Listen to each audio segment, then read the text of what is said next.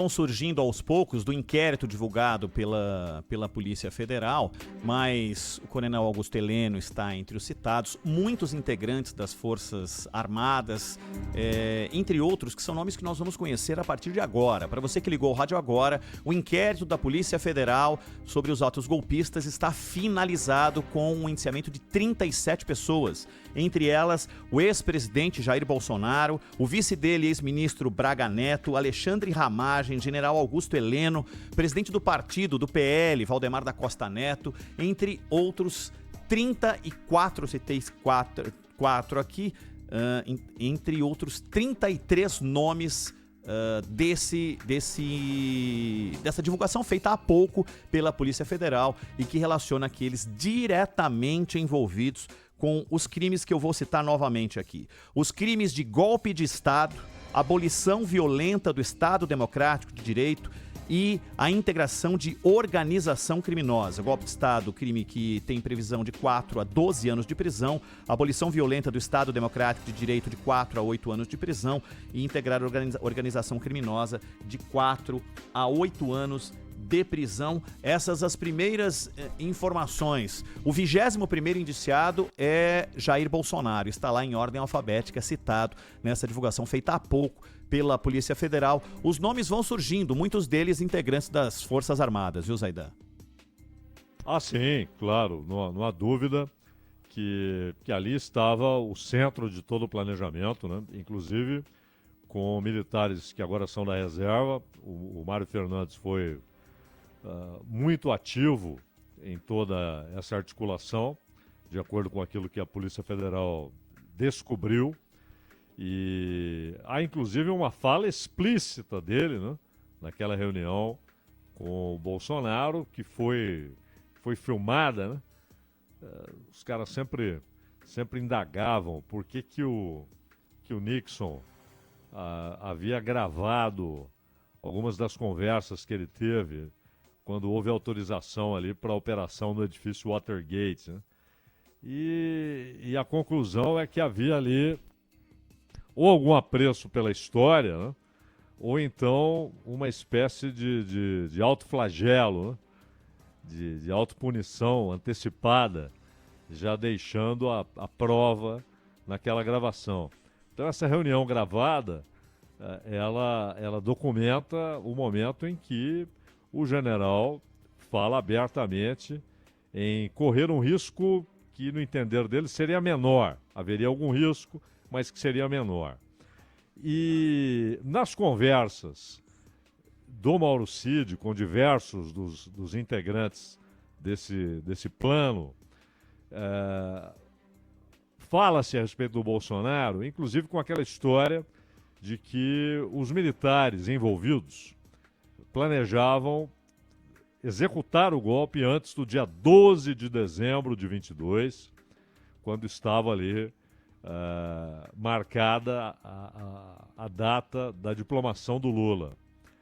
E que o Bolsonaro teria dito que até o fim do mandato dele, Bolsonaro, portanto até 31 de dezembro, alguma coisa poderia ser feita.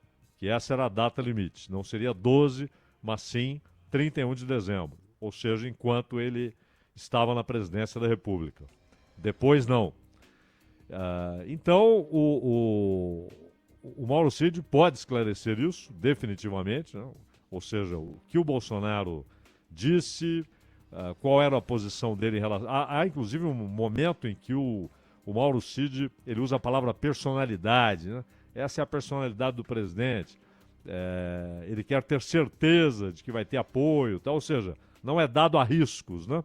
Enquanto muitos dos envolvidos defendem uma ação ainda que haja riscos, ainda que haja morte, mas que o golpe seja executado. Então, com o indiciamento de Bolsonaro, de Braga Neto e de Augusto Heleno, é claro que agora o Supremo manda para a PGR. O Paulo Gonet é que terá a responsabilidade de dizer para o Supremo o que a Procuradoria-Geral da República pensa de cada um dos indiciados, da situação de cada um dos indiciados. Não é um pacote. O Gonet pode dizer, esse aqui nós concordamos que há indícios, que há elementos muito fortes. Acatada a denúncia. Esse aqui não. Não encontramos nada que sustente torná-lo réu. Então agora é a vez do Gonê. O Supremo mandará para o Gonê. Não significa que a posição da PGR será simplesmente ratificada, confirmada pelo Supremo. Várias vezes o Supremo discorda da posição da PGR. A decisão final sobre a abertura do processo, ou seja, para que eles se tornem réus, caberá, obviamente, ao Supremo Tribunal Federal e, particularmente, ao Alexandre de Moraes. E aí só um aspecto, Ronald. A ponderação de que o Alexandre não pode ser o juiz do caso porque ele é vítima, ele não pode ser vítima e juiz. Então, é preciso que as pessoas leiam tudo que está escrito no Código de Processo Penal. De fato, há a previsão de que alguém envolvido com uma situação não pode julgar aquela situação.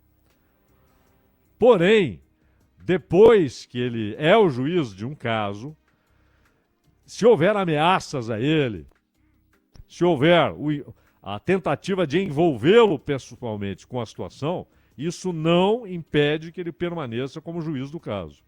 Uma coisa é, o sujeito é ameaçado, ou ele tem uma disputa de um imóvel, e aí aquilo vai para a justiça e ele é o juiz. Aí o código diz, não pode, porque ele tem um envolvimento direto com o assunto e tem interesses pessoais naquele assunto. Outra coisa, o juiz já é o responsável, no caso do Alexandre de Moraes, por um inquérito. Ele é o juiz relator. Aí ele se torna vítima de ameaças. Então isso deve fazer com que ele recuse o caso, passe para outro. Não, porque senão o acusado passa a decidir quem vai ser juiz. Ele não quer que aquele ali seja o juiz do caso dele, ele ameaça aquele juiz, e aí vão dizer, ele não pode mais ser juiz porque ele foi ameaçado, então agora ele é vítima, ele tem envolvimento pessoal. E é o caso do Alexandre de Moraes. Ele já era o juiz quando houve as ameaças.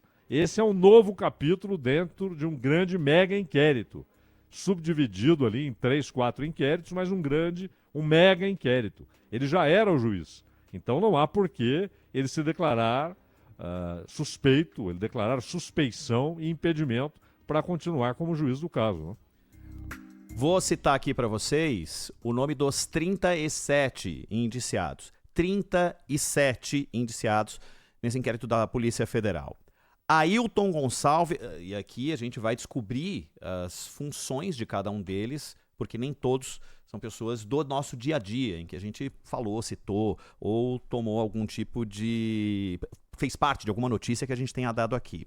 Ailton Gonçalves Moraes Barros, Alexandre Castilho Bittencourt da Silva, Alexandre Rodrigues Ramagem, lembra? Ex-ministro, candidato lá no Rio de Janeiro. Almir Garnier Santos, das Forças Armadas. Amaury Feres Saad. Anderson Gustavo Torres, para quem não lembra, era ministro e era secretário de Segurança do Distrito Federal no dia da invasão lá de Brasília, 8 de janeiro de 23. Anderson Lima de Moura. Ângelo Martins de Nicole, Augusto Heleno Ribeiro Pereira, general Augusto Heleno, Bernardo Romão Correia Neto, Carlos César Moreston Rocha, Carlos Giovanni Delevate Pazini, Cleverson Ney Magalhães, Estevão Caos Teófilo Gaspar de Oliveira, Fabrício Moreira de Bastos, Felipe Garcia Martins, Felipe Martins, ex-integrante do núcleo duro do governo, Fernando Serimedo, Giancarlo Gomes Rodrigues, Guilherme Marques de Almeida, Hélio Ferreira Lima. Estamos citando aqui os 37 indiciados pela Polícia Federal nesse inquérito divulgado hoje. Jair Messias Bolsonaro, José Eduardo de Oliveira e Silva, Laércio Vergílio, Marcelo Bormevete, Marcelo Costa Câmara, integrantes das Forças Armadas, Mário Fernandes, que está preso, Mauro César Barbosa Cid, ajudante de ordens, que neste momento depõe para Alexandre de Moraes no Supremo, Nilton Diniz Rodrigues, Paulo Renato de Oliveira Figueiredo Filho, Paulo Sérgio Nogueira de Oliveira, Rafael Martins de Oliveira, Ronald Ferreira de Araújo Júnior, Sérgio Ricardo Cavalieri de Medeiros, Tércio Arnaud Tomás, também das Forças Armadas, Valdemar Costa Neto, que é presidente do partido, Walter Souza Braga Neto, ex-candidato a vice-presidente na chapa de Bolsonaro, e Vladimir Matos Soares, os 37 citados pela Polícia Federal. 3h31. Fala, Zaidan.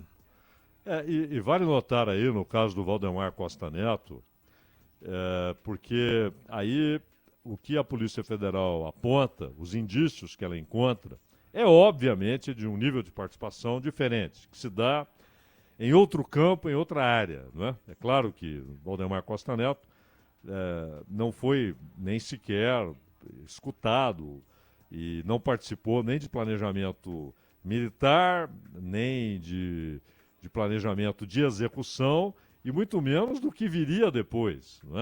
Não é que ele seja um agente político decisivo da trama.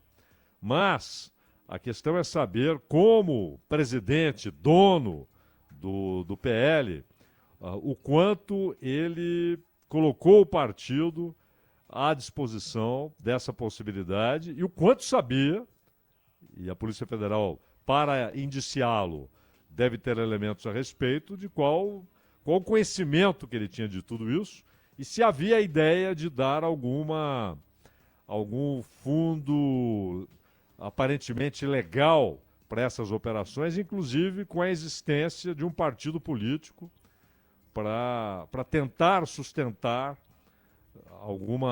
algum indício, alguma ideia, ainda que ridícula, de legalidade em toda essa ação. Então, é claro que ele não teve participação em planejamento militar e nem foi decisivo, não era o cara que dizia façamos isso, façamos aquilo, mas a questão é saber qual o nível de colaboração do Valdemar Costa Neto a Polícia Federal encontrou para colocá-lo entre os indiciados, né? Exato, é algo que a gente vai descobrir.